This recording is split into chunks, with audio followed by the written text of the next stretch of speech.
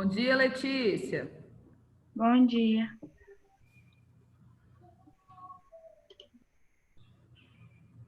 Vamos esperar a galerinha.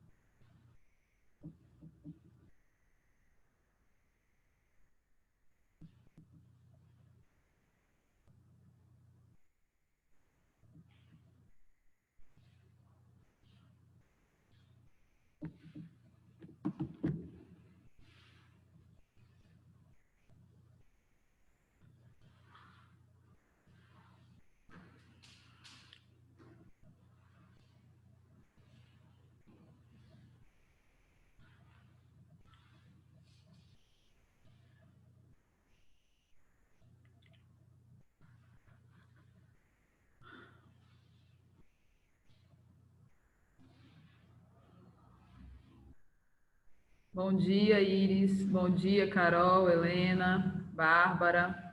Bom dia.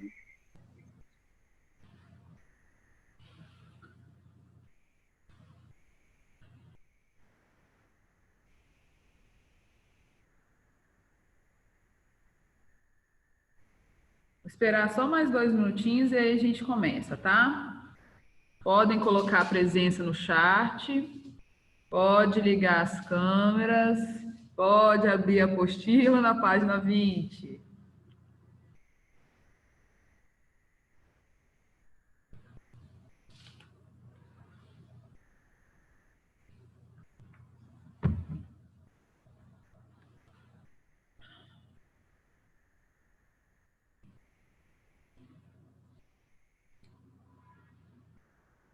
Bom dia, Felipe. Bom dia. Ah, pensei que Murilo ia me abandonar hoje. Murilo é sempre o primeiro a entrar. Bom dia, Murilo. Bom dia. Não, eu perdi os primeiros minutinhos. Não, eu tô esperando. Ah, tá. Não comecei ainda não, querido.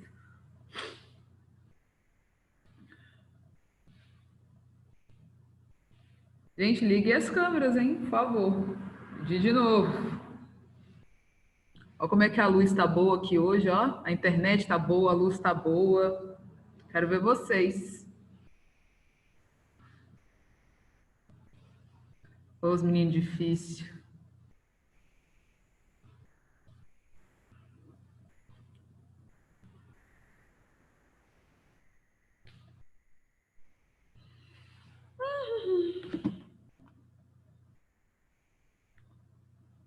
Um minutinho só a gente já começa, tá?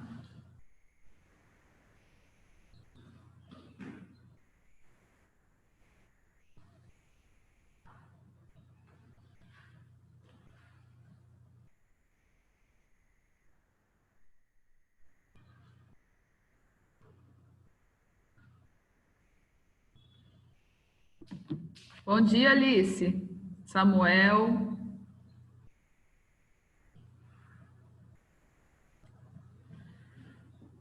Bom dia, Bia. Isso aí, Murilo. Só eu e você que aparecemos aqui. Você viu como é que eu tô toda iluminada hoje, Murilo? Olha, toda iluminada. O sol tá vindo certinho aqui. Queridos, vou começar. Estou esperando uma pessoa entrar aqui. Ela não entra. Uma especificamente. Vamos lá, vou esperar. Vou começar. Bom, quem entrou agora, colocando a presença no chat, abrindo o material na página 20. Temos 2 aulas agora por semana, né? Já tem algumas semanas já. Brasil, na segunda, hoje geral, página 20, aula 19, absolutismo monárquico. Vamos lá? Não estou vendo as presenças no chat. Ah, só tem 8, vai. Vamos lá. Esse movimento de absolutismo monárquico que nós vamos estudar agora é uma consequência da formação dos Estados Nacionais. Então, começa lá no século XIV, após a Revolução Francesa, a Guerra dos 100 Anos, né, o processo de unificação que vai criando os Estados Nacionais, e do século XV ao século XVIII, os territórios da Europa vão vivenciar governos de caráter absolutistas. A palavra já fala, absolutismo quer dizer que é o poder total. Então, hoje, nós temos uma visão de poder de Estado dividida em 3 esferas: executivo, legislativo e judiciário. Nesse momento histórico, todos esses 3 poderes estavam na figura de um líder, de um rei. E esse rei não era submisso a uma constituição, ou seja, ele era a autoridade máxima, né? Ele era o poder de executar, legislar e julgar. Por isso, absolutismo monárquico. O que nós vamos entender no primeiro momento? Como que isso aconteceu? Que contexto histórico leva a isso? Bom, nós estávamos na Idade Média ocidental, vivenciando o feudalismo. Qual era a principal característica do feudalismo? O poder descentralizado. Então, durante o período feudal, a ascensão do período feudal, o poder dos reis diminuíram. E quem passou a ter poder dentro do feudo de forma descentralizada, cada feudo tinha o seu líder, era o senhor feudal.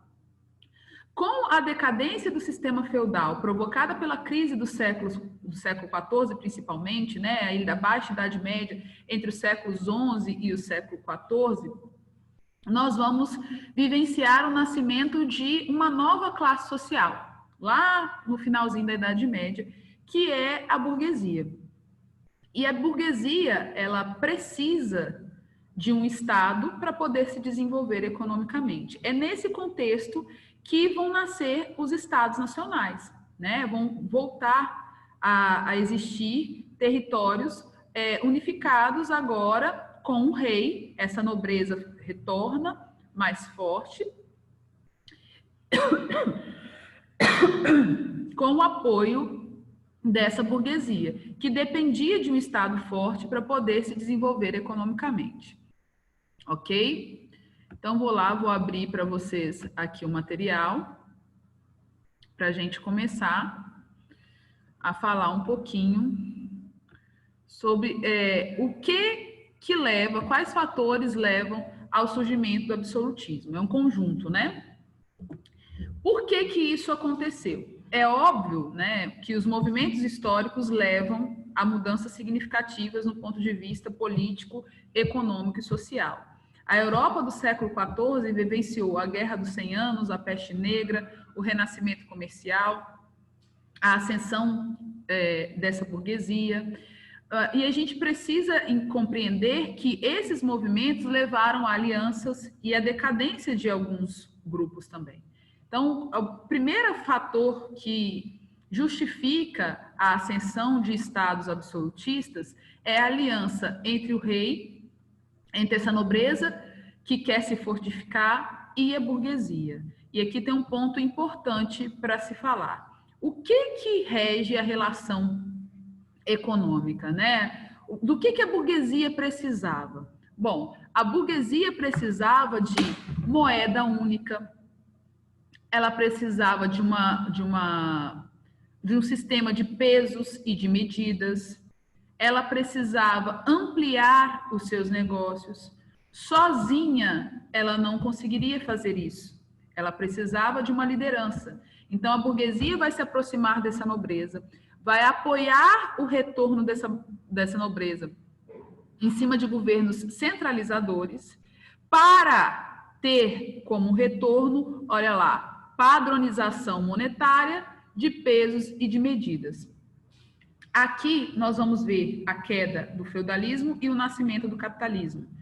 Só que o capitalismo do início da Idade Moderna, ele é diferente do capitalismo que você conhece hoje. Porque como o Estado era absolutista, ou seja, o rei centralizava tudo, o capitalismo vai surgir como um capitalismo mercantil, ou seja, o capitalismo que defendia a intervenção do Estado na economia, ok? Então, o capitalismo aqui, ele nasce, mas ele nasce com essa característica diferente daquilo que nós conhecemos, né? Porque nós sabemos que as práticas capitalistas na atualidade, elas são liberais. Nesse momento aqui, era uma intervenção muito grande do Estado, era o Estado que decidia o que iria ser produzido, vendido, comercializado, era o Estado. Então, aqui, a burguesia apoia a formação dos estados centralizados, absolutistas, porém, o capitalismo vem com uma intervenção do Estado, ok? Segundo ponto, no século XVI vai acontecer a reforma protestante. Mas a gente precisa lembrar de uma coisa, a igreja começa a entrar em crise moral lá no século XIV, com os desdobramentos da peste negra e os questionamentos que começam a ser feitos no século XV em relação ao comportamento, né, estabelecido, aos dogmas da igreja, né? E a burguesia aqui, na reforma protestante, ela apoia o movimento porque, principalmente, João Calvino, ele apoiava o acúmulo de dinheiro da burguesia, enquanto a igreja condenava, chamava de usura a cobrança de juros, né? No século XIV para o século XV ali vão nascer os bancos, os banqueiros eram burgueses, então tem todo esse contexto histórico, né? A igreja, então, começa a vivenciar a decadência ali do poder papal entre os líderes. E isso provoca o quê? Uma ascensão da nobreza. Olha lá, durante a Idade Média, o poder estava dividido em 3 esferas: o poder local, exercido pela nobreza, o nacional, exercido pelas monarquias, e o poder universal, que era o papado. Só que nós precisamos lembrar que o rei, o sucerano medieval, ele tinha um poder muito limitado, porque as ações dentro dos feudos eram feitas pelos senhores feudais. Então, o poder da igreja medieval era muito grande.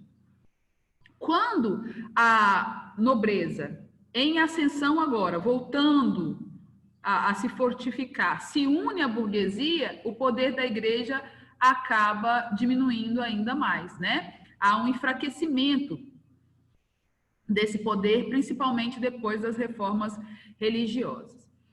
Bom, outro movimento que nós já estudamos é o renascimento cultural, né?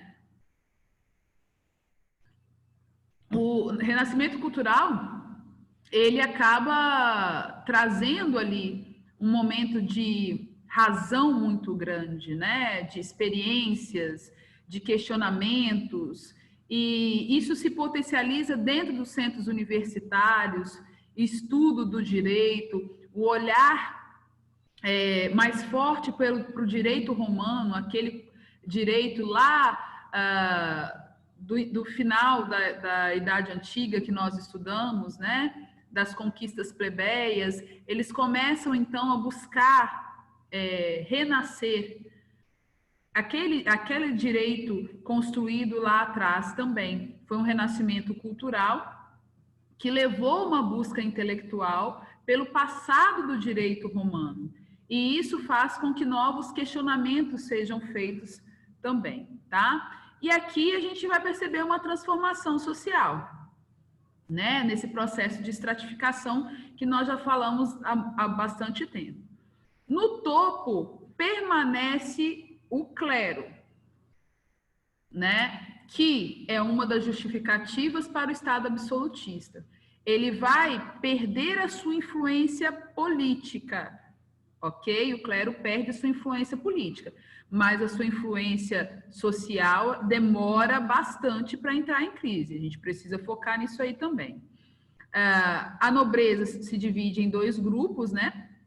A nobreza da espada, a nobreza de toga, e aí, na base dessa pirâmide social, vem a burguesia em ascensão, os lavradores, os camponeses, né? Os artesãos e os trabalhadores braçais, né? Os camponeses mesmo, que tinham ali a maior, era a força de trabalho. 95% da população, basicamente, está aí na base dessa estrutura social, que durante a Idade Moderna, o período de absolutismo, sustenta as duas primeiras classes, ok? Então, na pirâmide medieval, a burguesia não vai aparecer lá na formação do sistema feudal, ok? A burguesia aparece aqui no final da Idade Média e no início da Idade Moderna, ok? Aqui embaixo, lá na Idade Média, nós tínhamos os servos. Agora vai aparecer os artesãos, porque as corporações de ofício vão se formando com o renascimento urbano. Então, essa estrutura aqui, ela muda. Mas essa população aqui continua sustentando os dois primeiros. Bom, agora que você já sabe o que levou ao surgimento do absolutismo, o processo histórico, não foi do dia para a noite, né? Entre os séculos 14 e 15, você precisa saber que entre os séculos XV e o século XVIII, essa foi a forma de governo de boa parte dos territórios da Europa Ocidental. O primeiro a abandonar o absolutismo é a Inglaterra no século XVII. Nosso exemplo aqui de absolutismo, que vai se pautar nas teorias que nós vamos estudar, principalmente a França, né? Porque nós vamos fechar a Idade Moderna com a Revolução Francesa, ok? Então, agora nós precisamos saber quais teorias justificavam as ações desse Estado, que não convocava parlamento, que não tinha uma constituição para ser submisso, que detinha os três poderes e que explorava a população. Por quê? Não é porque o feudalismo acabou que os impostos acabaram. Essa população, principalmente a francesa, ela vai carregar impostos feudais até o final do século XVIII. Então, nós precisamos aqui avaliar o contexto e as justificativas. Então, primeiro que nós vamos falar, vocês já conhecem, né? Isso aqui é uma revisão, é Nicolau Maquiavel. Bom, Nicolau Maquiavel, nós já falamos dele algumas vezes lá no primeiro ano, citei também no segundo ano. Outra coisa que é importante saber aqui é extremamente necessário que você conheça todos os teóricos do absolutismo e do iluminismo e que você confronte esses caras. Porque o absolutismo era justificado por teóricos que lá no século XVIII vão ser questionados por outros teóricos. Ok? Então, é importante você saber a visão de Nicolau Maquiavel, da visão de Voltaire, né, e de Montesquieu lá na frente, tentar ligar uma coisa a outra. Então, vamos começar por Maquiavel, que foi um homem que o seu sobrenome virou um adjetivo, né? Nicolau Maquiavel. O que é uma pessoa maquiavélica? É uma expressão que a gente usa pouco, né? Mas o que é uma pessoa maquiavélica? É uma pessoa que utiliza de vários artifícios para conquistar o que ela quer. Independente se a consequência das suas ações prejudique o outro. A ideia de que prevaleça a sua vontade. Então, independente do percurso, se o final for a sua vontade, o seu desejo, tá tudo certo. Olha a frase dele lá. Os fins justificam os meios. A principal obra desse cara é O Príncipe, que é um dos livros mais vendidos da história da humanidade. Qualquer curso que você for fazer da área de humanas, direito, sociologia, filosofia, história, antropologia, ciências sociais, ciências políticas, você vai ser obrigado a ler esse homem. Só que é uma coisa extremamente fantástica na história dele. Apesar desse texto ter sido proposto lá no início da Idade Moderna, quem lê Nicolau Maquiavel hoje se sente lendo a Bíblia da política. Você percebe nos textos dele que ele está falando de uma figura política que não acabou, que está aí em várias esferas, né? Porque ele ensina ao líder a se comportar, a como se vestir, o que falar, como que seus súditos precisam vê-lo, qual que deve ser o olhar dos seus súditos em relação ao seu comportamento. A ideia é que esse líder faça de tudo para alcançar o poder. E uma vez chegando lá, com esse poder na mão, ele faça de tudo para permanecer com ele. Por isso a frase, os fins justificam os meios, né? Então ele vai ensinar o discurso, ele vai ensinar o comportamento. O Príncipe é isso. É uma sugestão de leitura. Tem o Príncipe de Bolso, é um livro pequeno, não é um livro muito grande. Eu acredito que quem gosta de ler, lê em 3 dias, tá? É muito interessante de se ler. Vou passar para o próximo, Thomas Hobbes. Já falei para vocês que não é um teórico que eu gosto. Na verdade, nada que é absolutista vai me conquistar, né? Mas o Hobbes, ele tem um olhar sobre o homem, um olhar sobre a construção do ser humano muito complexo, né? Por quê? Ele acredita que nós, em nosso estado natural, o que quer dizer isso? Ao nascer, né, a partir do momento que nascemos, já somos cruéis, vingativos e individualistas, e que nós precisamos de um Estado forte, com vários instrumentos de poder, né, para nos controlar. Então, a justificativa dele é que um Estado absolutista é necessário, porque se ele não for absoluto e não controlar a população, essa população se destrói. Olha lá, o homem é o lobo do homem. Ou seja, se o Estado não tiver instrumentos de controle deste homem, ele vai destruir, um homem vai destruir o outro. Essa é a ideia, né? Lá na frente, Rousseau vai bater de frente com ele, vai dizer, não, o homem, ele nasce bom, perfeito. Nós nos falamos lá no Renascimento que a visão era de que nós éramos a principal e a melhor criação divina.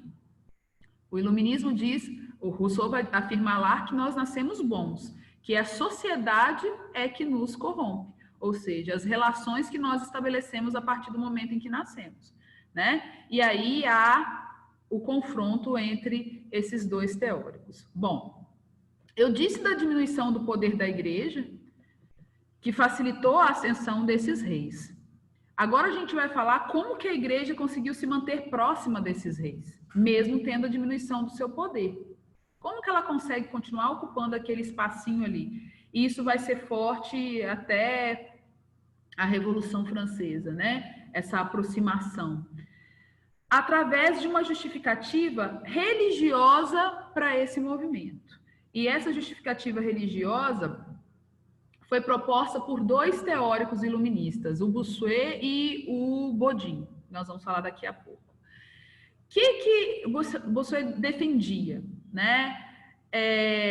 Que desacatar a vontade desses reis era desacatar a vontade do próprio Deus. De que os reis eram pessoas escolhidas, enviadas por Deus, para poder governar aquele povo. Então, se eu desacatasse a vontade desse rei, eu estaria desacatando a vontade do próprio Deus. Isso foi muito forte, principalmente na França, quando Luís XIV usou isso como instrumento muito forte, né?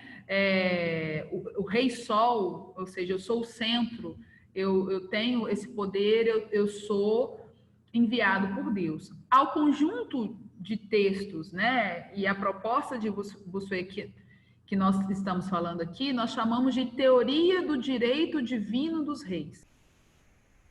que Jean Bodin amplia no que diz respeito a poder, né? Ele fala da soberania do poder do rei e diz que esse poder é perpétuo e ilimitado. Vamos à palavra perpétuo, ou seja, para sempre. Ilimitado, ou seja, não pode existir dentro do Estado um instrumento que limite esse rei.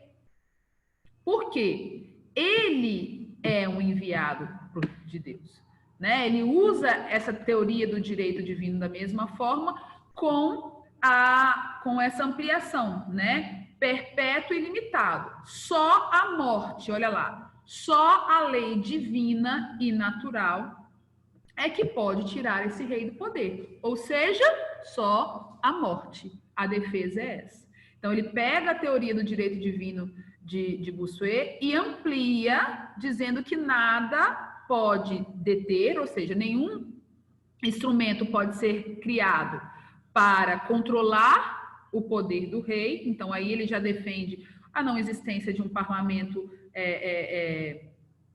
convocado constantemente, a uma constituição. Ele defende isso, que o poder do rei é absoluto e que esse poder só pode acabar a partir do momento que esse homem, a partir da morte desse homem. Caso contrário, nada pode detê-lo, ok? Vamos para o próximo ponto agora. Eu disse para vocês que a morte do sistema feudal significou para a economia uma transição. O feudalismo medieval é um sistema político, econômico e social.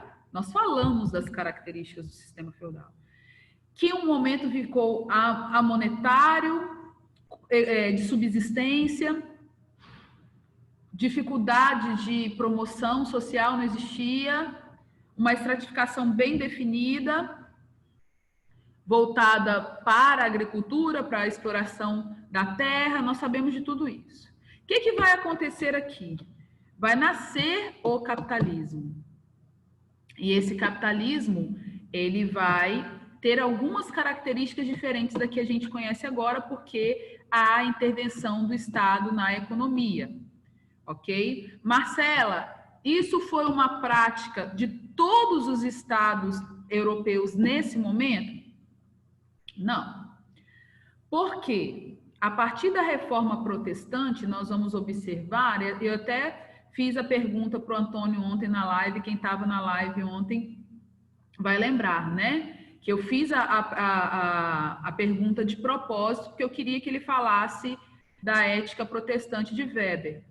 Porque os países que adotaram a reforma protestante, eles irão conhecer o liberalismo econômico antes do resto dos países que permaneceram católicos. Então, o mercantilismo ele foi extenso e forte, principalmente nos estados que se mantiveram católicos e que os reis utilizavam como justificativa as ideias de Jean Bodin e Jacques Bossuet, ok? Tá. Por que eu vou estudar isso então, Marcela, de forma mais profunda? Porque nosso continente, ele foi colonizado, a maior parte dele, por dois países que utilizaram todas as práticas mercantilistas de forma bem profunda, que é Portugal e Espanha, países que permaneceram católicos e absolutistas, assim como a França, ok? Eles vão viver a reforma protestante, mas o Estado vai permanecer absoluto e mercantilista.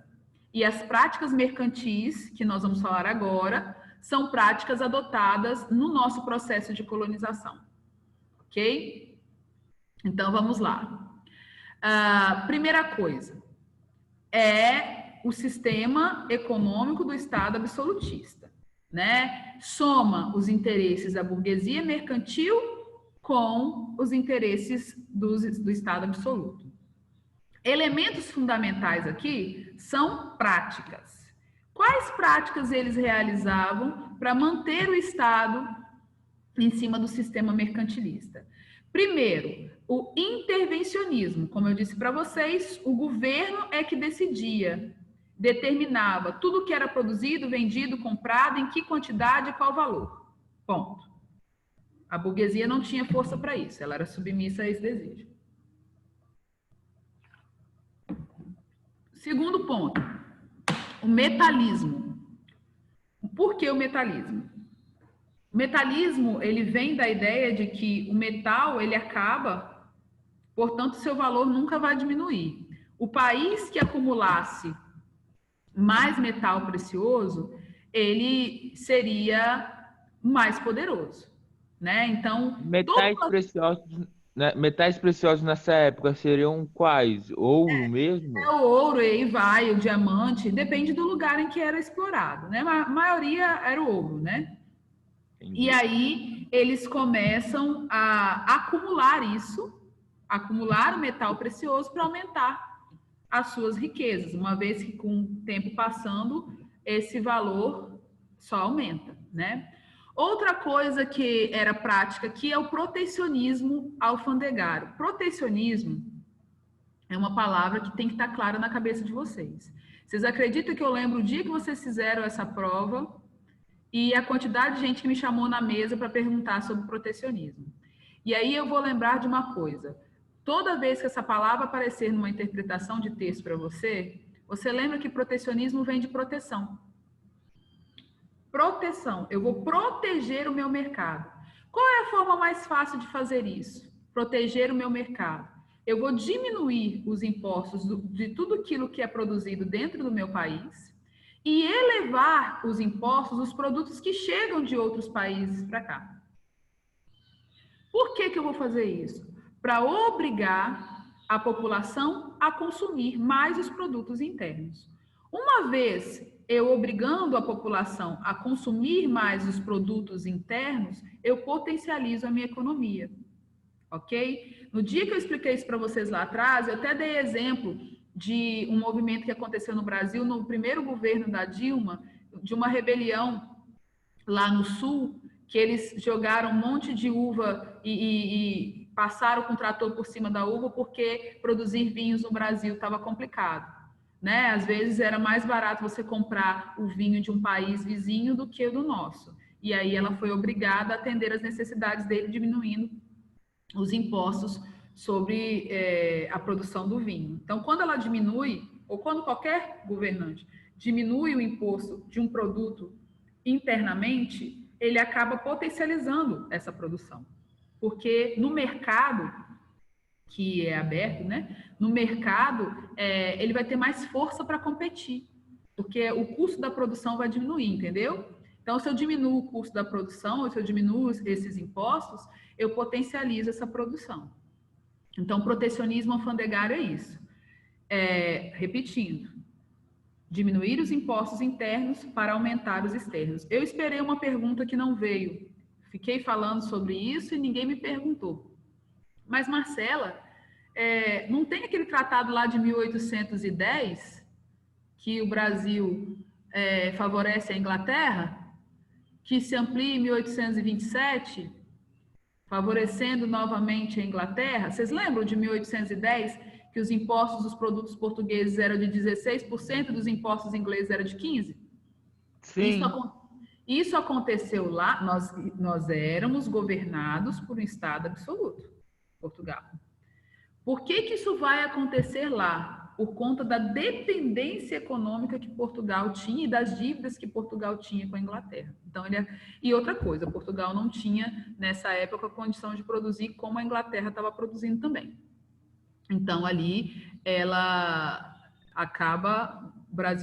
Portugal, né, perdão, acaba favorecendo a Inglaterra aqui dentro. Bom, próximo ponto.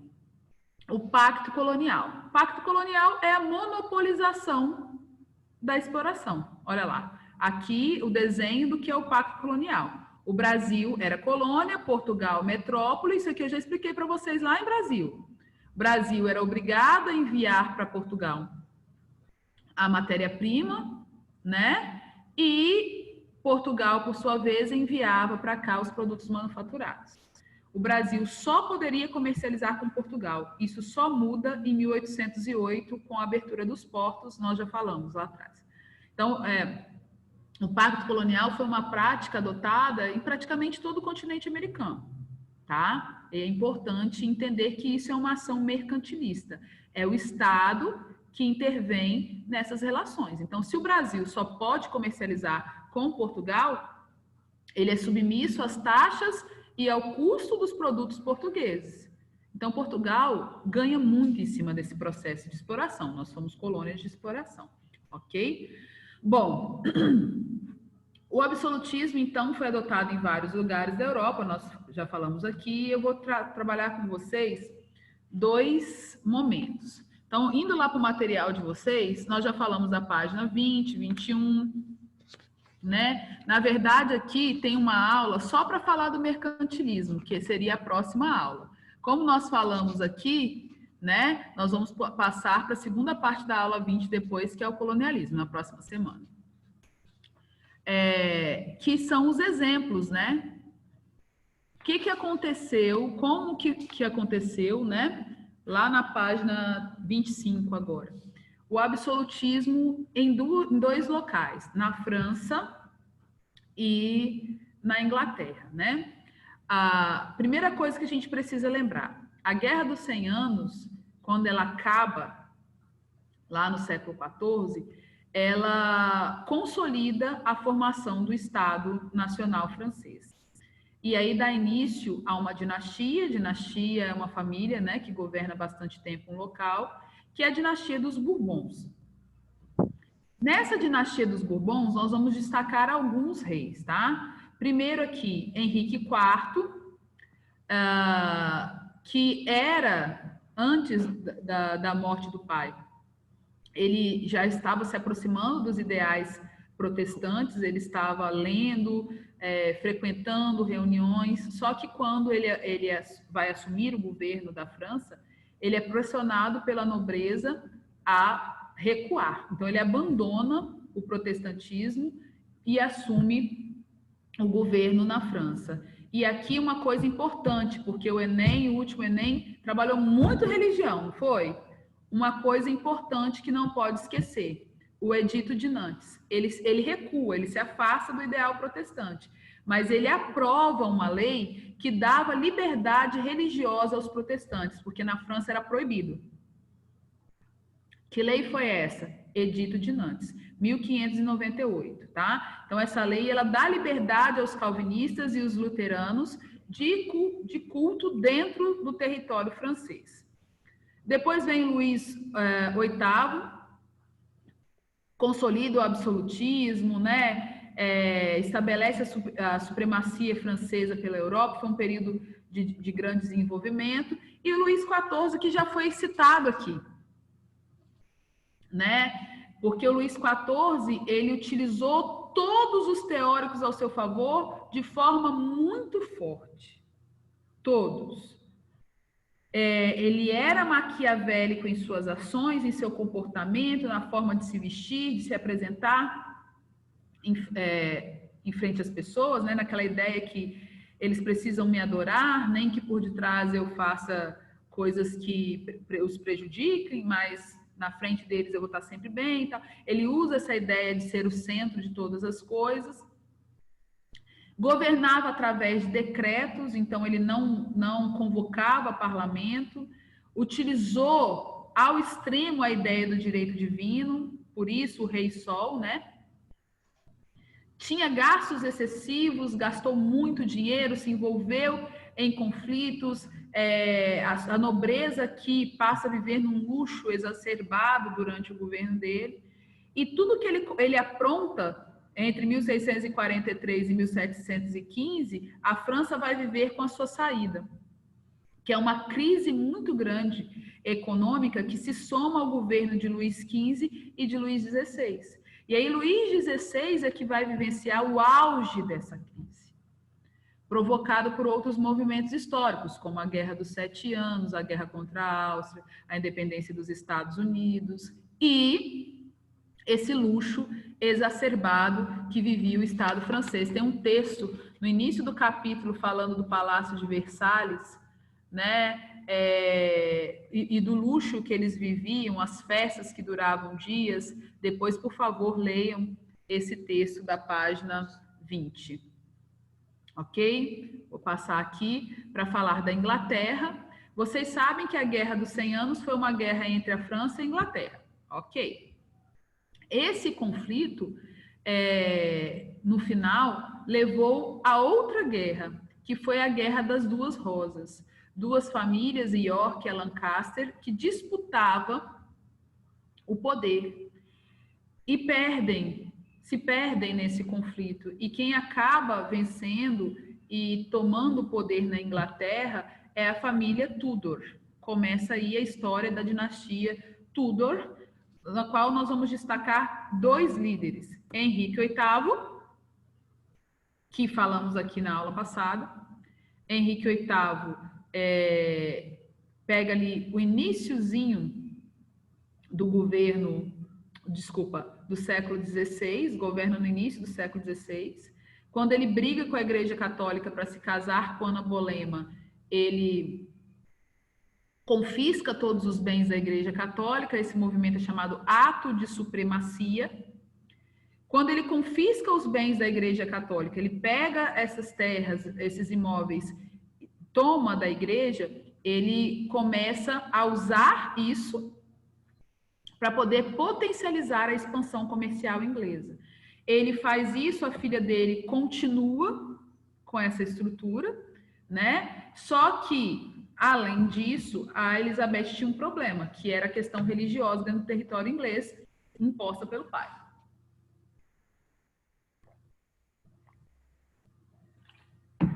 O que vai acontecer aqui? Ela precisava reorganizar a Inglaterra nas suas questões econômicas e religiosas. A adoção do anglicanismo pelo Estado inglês provocou movimentos dentro da Inglaterra. Por quê? Tínhamos luteranos, tínhamos puritanos, que são os calvinistas, e tínhamos os católicos.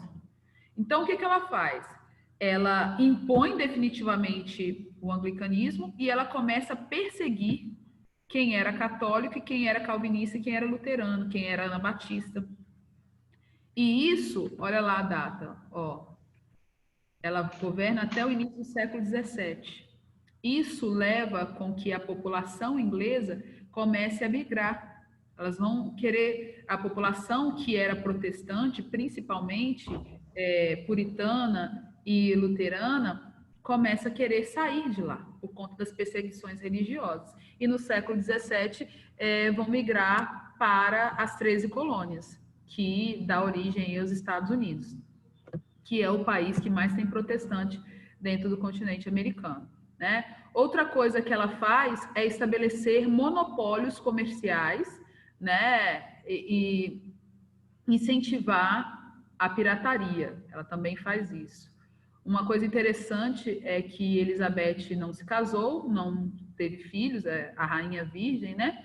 E ela termina essa dinastia, ela dá fim a essa dinastia, que quando ela morre já não tinha mais herdeiros, né? O pai, os irmãos já tinham falecido. E aí dá início a um novo momento da história da Inglaterra com a dinastia Stuart. Essa dinastia que vai vivenciar no século XVII, aqui no final, tempinho depois de Elizabeth, a Revolução Inglesa, ok? A Revolução Inglesa. Posso, Alice? Posso sim, tá? Vou enviar daqui a pouquinho. Eu tenho uma outra aula agora em seguida, que são 3 aulas seguidas aqui, só tem intervalo de 10 minutos. Aí depois eu entrego para vocês, mando para vocês, tá bom? Deixa eu fechar aqui para a gente conversar. Queridos, olha só. Eu coloquei no Alunos Book, eu sempre coloco uma aula antes, para que vocês leiam o conteúdo antes da aula. Eu quero chamar a atenção de uma coisa que já deu problema em outras turmas, chamar a atenção aqui para vocês. Tem como vocês filtrarem todas as atividades por disciplina. E é extremamente importante para o nosso retorno que vocês mantenham essas atividades em dia. Por favor, vou pedir de novo. Porque eu peço isso em todas as aulas. E eu fui tomada de surpresa por um grupo muito grande que não estava fazendo. Então, eu vou relembrar mais uma vez. Vocês recebem 5 atividades por dia. é registrado lá 5 atividades, às vezes 6, né? 6, vocês terceiro ano. 6 atividades por dia, porque são 6 aulas, correto? Se você manter aquela frequência ali, quando nós retornarmos, o nosso processo de revisão vai ser muito mais fácil. Porque se o Enem mudar mesmo da forma como eles estão falando, né? Última semana de novembro, 1ª de dezembro, vai dar tempo de fazer muita coisa. E os professores de vocês têm muito interesse que vocês consigam terminar esse ano tão difícil de forma bacana. Então, eu vou pedir mais uma vez, não deixe de fazer, não deixe de olhar. Eu não gostei do resultado dos simulados, tá? A gente vai falar disso outra hora. Não gostei. Humanas não tem coisa tão complexa, ali é muita interpretação de texto, são conceitos, interpretações de texto. Então, eu peço vocês atenção, dedicação, porque aqui está fácil, nós estamos seguindo um cronograma, uma linha do tempo, um movimento está totalmente ligado ao outro. Se vocês se perderem assim, quando voltar vai ser complicado. Eu não posso deixar vocês se perderem, ok? Essa questão de não ligar as câmeras também vai me dar problemas. Já pedi várias vezes, estou registrando aqui. Então, bom final de semana para vocês, né? Vamos estudar, focar, não perder a energia, né? Tira o tempo para você, para meditar, para avaliar o momento. Tira um momento para aprender coisas que você nunca pensou em aprender. Foca nisso, que está acabando. Tenho certeza disso, está acabando. Tá bom? Beijinho, até segunda-feira, se Deus quiser, tá bom? Tchauzinho, queridos.